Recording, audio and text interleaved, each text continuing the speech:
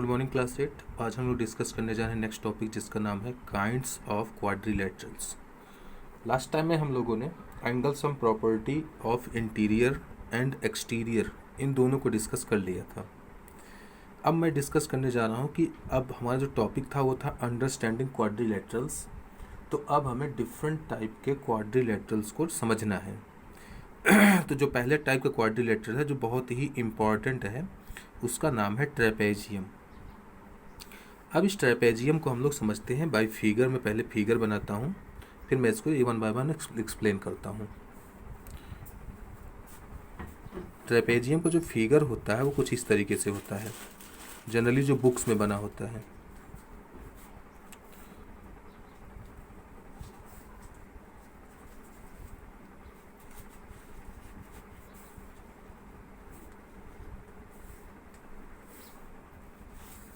इस फिगर को ध्यान से देखो बेटा, इसमें ये ए बी है और ये डी सी है। ए बी और डी सी ये दोनों आपस में क्या है, पैरेलल हैं। लेकिन ए डी और बी सी ये आपस में पैरेलल नहीं है। तो इसका इस कारण से हम लोग बोल सकते हैं कि ये एक ट्रेपेजियम है। अब ट्रेपेजियम का सिंपली मतलब इतना समझ लो बेटा कि इसमें केवल एक ही साइड ऐसी होगी जो दूसरे साइड की क्या होगी, पैरेलल होगी। मतलब दोनों साइड्स आपस में पैरेलल नहीं होंगी। मतलब ए बी और डी सी तो पैरेलल होगा बट ए डी और बी सी आपस में पैरेलल नहीं होगा। तो इस केस में हम लोग बोल सकते हैं कि here A B is parallel to D C but A D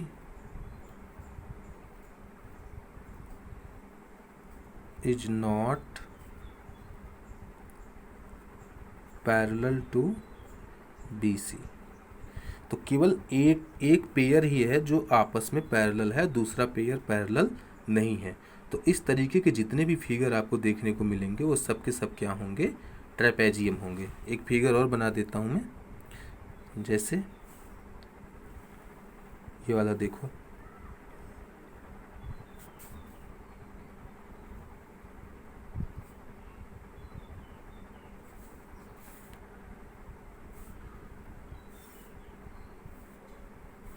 अब इसमें कौन कौन पैरेलल है, इसमें ए डी और बी सी आपस में पैरेलल हैं, लेकिन ए बी और डी सी आपस में पैरेलल नहीं है। तो एक ही पेयर है जो पैरेलल है, तो इस वजह से ये भी क्या है, एक ट्रेपेजियम है। ठीक है, तो इसके लिए आप लोग खुद से क्राइटेरिया लिख लेना ऐसे बना करके कि here A D is parallel to B C and A B is not parallel to DC। AB is not parallel to DC। Okay, बात समझ में आ गई। तो इस तरीके से हम लोग जितने भी ट्रेपेजियम के फिगर्स हैं उनको आइडेंटिफाई कर पाएंगे इस वजह से। ठीक है, अब आते हैं नेक्स्ट टाइप का जो क्वाड्रिलेटरल है उसका नाम है काइट। काइट आप लोगों ने बहुत सारी देखी होंगी, पतंगे वगैरह उड़ाते भी होंगे आप लोग। काइट का जो फिगर होता है कुछ इस तरीके से होता है।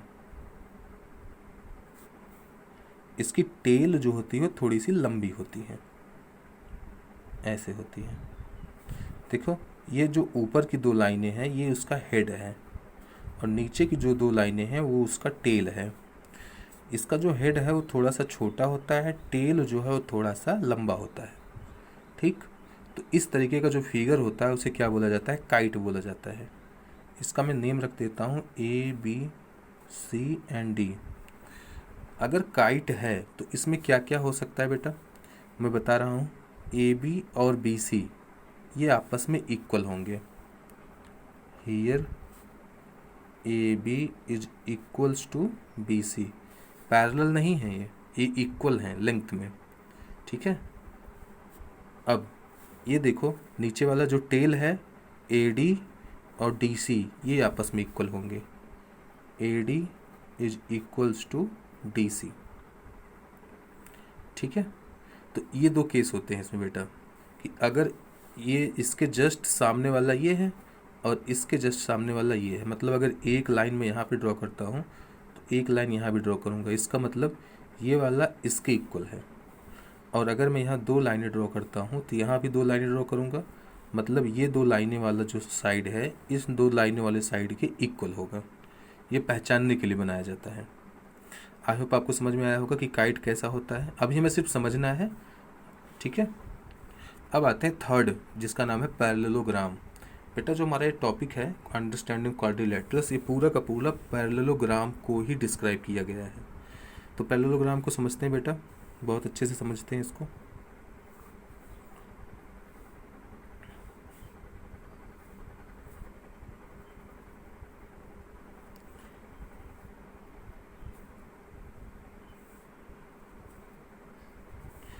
ABCD एक पैरेललोग्राम है। अब अगर ये पैरेललोग्राम है तो इसमें क्या क्या मतलब होंगे इसमें, देखते हैं जो मैं बता रहा हूँ। पहली बात तो ये कि अपोजिट साइड्स आर इक्वल, मतलब AB और DC। AB का अपोजिट कौन है? DC है। तो AB और DC आपस में इक्वल होंगे। AB is equals to DC, ठीक। उसी तरीके से AD और BC भी आपस में क्या होंगे? इक्वल होंगे, क्योंकि ये भी तो अपोजिट है। AD is equals to BC, ठीक है। तो हमें एक कंक्लूजन मिल चुका है। वो कंक्लूजन क्या है? In parallelogram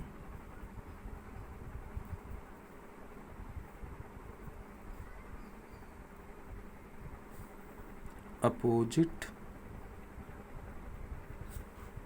sides are equal. समझ में आई बात? अगर AB जो है 5 सेंटीमीटर का है तो DC भी क्या होगा? 5 सेंटीमीटर का होगा। सिमिलरली अगर AD जो है वो 2 सेंटीमीटर का है तो BC भी 2 सेंटीमीटर का ही होगा। तो एक बात ये हो गई। दूसरी बात देखते हैं बेटा, यहाँ पे 1 डाल देता हूँ, ये 2 डाल देता हूँ। अपोजिट साइड्स सिर्फ इक्वल ही नहीं होते हैं, पैरेलल भी होते हैं।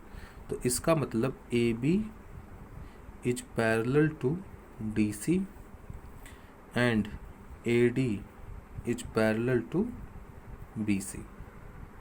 दिख रहा है? तो AB के अपोजिट है DC, तो ये दोनों आपस में पैरेलल हो जाएंगे, और AD के अपोजिट में है BC, ये भी आपस में पैरेलल हो जाएगा। तो यहाँ पे हम लोग लिख देंगे इन पैरेललोग्राम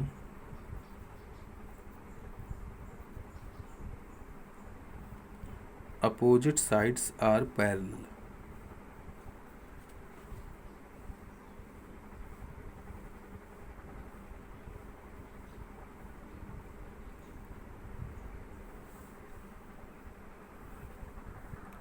ओके क्लास, अब नेक्स्ट जो है हमारा बेटा, ये सपोज हमारा एक पैरेललोग्राम है ABCD। अब तक हमने साइड्स की बात की है कि opposite sides are equal and opposite sides are parallel. अब हमारी जो थर्ड बात है वो यहाँ पे मैं लिख रहा हूँ, opposite angles are equal, because यहाँ पे देखो ये एंगल क्या है? Angle A। इस एंगल के जस्ट अपोजिट कौन है? Angle C। तो इसका मतलब ये होगा बेटा कि एंगल A जो है वो एंगल C की क्या होगा? इक्वल होगा। उसी तरीके से ये एंगल B है, एंगल B के जस्ट अपोजिट है एंगल D। तो angle B is equals to angle D, ठीक है। तो एक बात क्या होगी बेटा कि हियर इन पैरेललोग्राम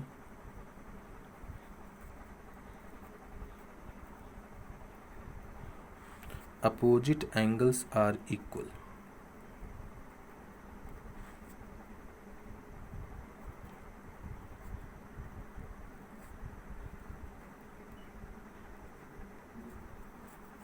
ठीक, in parallelogram opposite angles are equal. So angle A equals to angle C, angle B equals to angle D, ठीक है।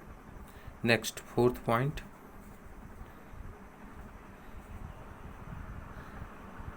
जैसे मैं बोलूं कि ये एंगल A है, इसका कंजिक्यूटिव एंगल कौन है? इसका कंजिक्यूटिव एंगल होगा एंगल B, या फिर एंगल A का कंजिक्यूटिव होगा एंगल D। कंजिक्यूटिव का मतलब होता है बेटा कि उससे जुड़ा हुआ एंगल। एंगल A से जुड़ा हुआ है एंगल B, या एंगल A से जुड़ा हुआ है एंगल D। तो एंगल ए से दो लोग जुड़े हुए हैं, तो ये या तो मैं बी को लेके चलूँगा या तो मैं डी को लेके चलूँगा। अगर मैं ए बी को लेके चल रहा हूँ तो मैं ऐसे लिख रहा हूँ angle A plus angle B, ये दोनों कॉन्जिक्यूटिव हैं। तो जब मैं कॉन्जिक्यूटिव एंगल्स का सम करूँगा तो मुझे मिल जाएगा 180 डिग्री। याद रखना, in case of parallelogram the sum of consecutive angle is 180 degree. याद रखना। इसी तरीके से एंगल ए का कॉन्जिक्यूटिव एंगल डी भी तो है, तो अगर मैं इस तरीके से लिख रहा हूँ कि angle A plus angle D is equals to 180 degree, तो भी ये करेक्ट है। ठीक। अगर मैं डी को देखूं तो डी के लिए कॉन्जिक्यूटिव सी भी है और डी के लिए कॉन्जिक्यूटिव ए भी है, तो ए प्लस डी लिखूँ या डी प्लस ए लिखूँ वो तो 180 डिग्री ही आएगा। और अगर डी प्लस सी लिखता हूँ तो भी 180 डिग्री ही आएगा क्योंकि कॉन्जिक्यूटिव है।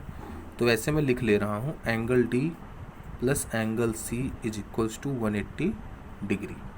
ठीक है। तो इस तरीके से बेटा आप जिस भी एंगल को चाहो उस एंगल को उसके कॉन्जिक्यूटिव के साथ ऐड करके 180 डिग्री लिख सकते हो। तो मैं यहाँ पे इसका क्या कंक्लूजन होगा, in parallelogram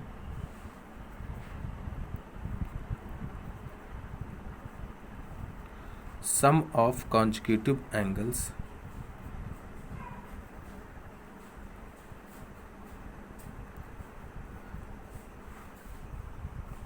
sum of consecutive angles is 180 degree. तो जितने भी बेटा कॉन्जिक्यूटिव एंगल्स हैं, लाइक बी के लिए कॉन्जिक्यूटिव ए भी है और बी के लिए सी भी है, तो angle B plus angle C क्या हो जाएगा 180 डिग्री। उसी तरीके से angle B plus angle A 180 degree, angle C plus angle D 180 degree, angle C plus angle B 180 degree. बात समझ में आई। तो इस तरीके से जितने भी कॉन्जिक्यूटिव हैं सबके लिए तुम ये लिख सकते हो। ठीक है।